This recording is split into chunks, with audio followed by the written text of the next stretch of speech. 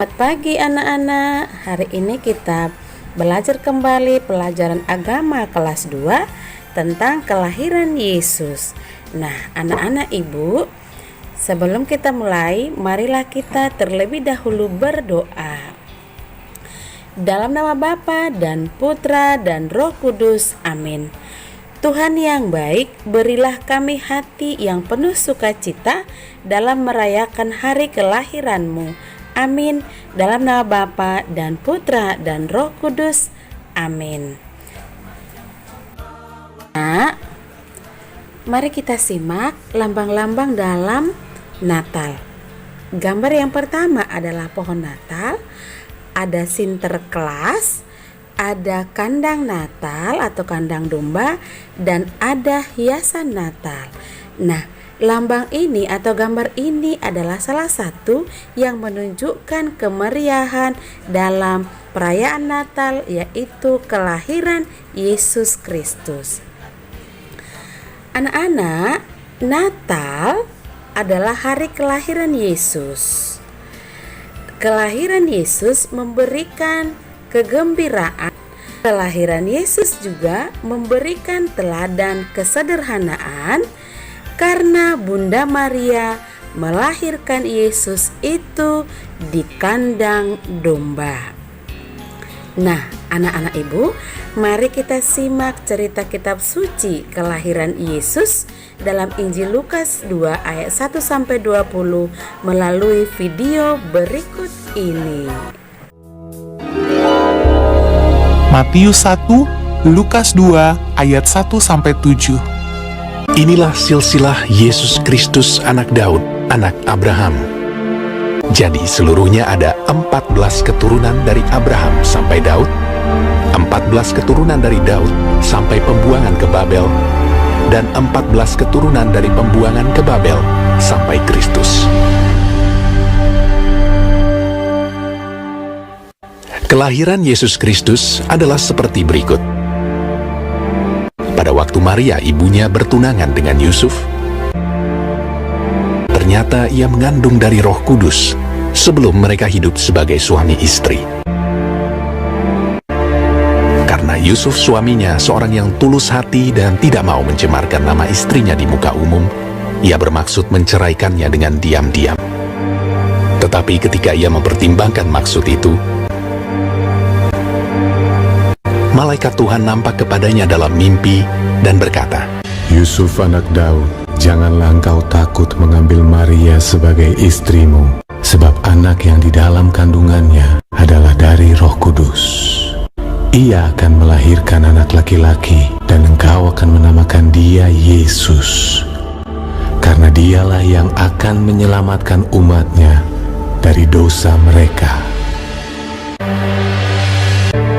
Sesudah bangun dari tidurnya, Yusuf berbuat seperti yang diperintahkan malaikat Tuhan itu kepadanya. Ia mengambil Maria sebagai istrinya. Pada waktu itu, Kaisar Agustus mengeluarkan suatu perintah, menyuruh mendaftarkan semua orang di seluruh dunia. Demikian juga Yusuf pergi dari kota Nazaret di Galilea ke Yudea, ke kota Daud yang bernama Bethlehem, karena ia berasal dari keluarga dan keturunan Daud, supaya didaftarkan bersama-sama dengan Maria, tunangannya yang sedang mengandung. Maka pergilah semua orang mendaftarkan diri masing-masing di kotanya sendiri. Kota itu menjadi ramai sekali. Tidak ada penginapan untuk Yusuf dan Maria. Akhirnya, Yusuf menemukan sebuah tempat untuk menginap, sebuah kandang binatang. Ketika mereka di situ, tibalah waktunya bagi Maria untuk bersalin, dan ia melahirkan seorang anak laki-laki, anaknya yang sulung. Lalu dibungkusnya dengan lampin dan dibaringkannya di dalam palungan.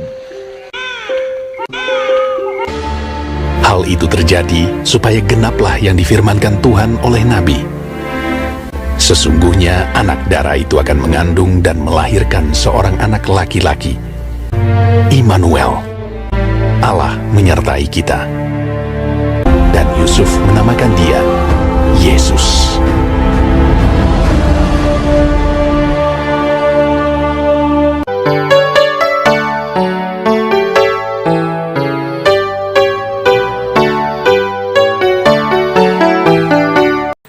Anak-anak, sebagai rangkuman adalah Yesus lahir di kota Betlehem. Yesus lahir di kandang domba, dibaringkan di palungan, dan dibungkus dengan kain lampin. Para gembala juga yang sedang menjaga kawanan domba datang menyembah Yesus. Hari kelahiran Yesus disebut hari Natal, dan hari Natal dirayakan setiap tanggal 25 Desember. Orang tua dari Yesus adalah Maria dan Yusuf. Nah, anak ibu, sebagai tugas pengetahuan kamu di dalam Google Classroom yang akan kamu kerjakan, soal nomor 1 adalah siapakah nama ibu Yesus? Soal nomor 2, di kota manakah Yesus dilahirkan? Nomor 3, siapa yang datang menyembah Yesus saat Yesus lahir? Nomor 4, di manakah Yesus dibaringkan saat dia lahir? Dan nomor 5, pada tanggal berapa Natal dirayakan? Kita tutuplah pertemuan kita dengan doa penutup. Dalam nama Bapa dan Putra dan Roh Kudus, amin. Tuhan, terima kasih Engkau lahir untuk kami. Berkatilah kami untuk mampu mewartakan damai bagi semua orang. Amin. Dalam nama Bapa dan Putra dan Roh Kudus, amin. Nah, anak ibu, demikian pelajaran kita minggu ini. Kita bertemu minggu depan. Terima kasih. Sampai jumpa. Tuhan memberkati.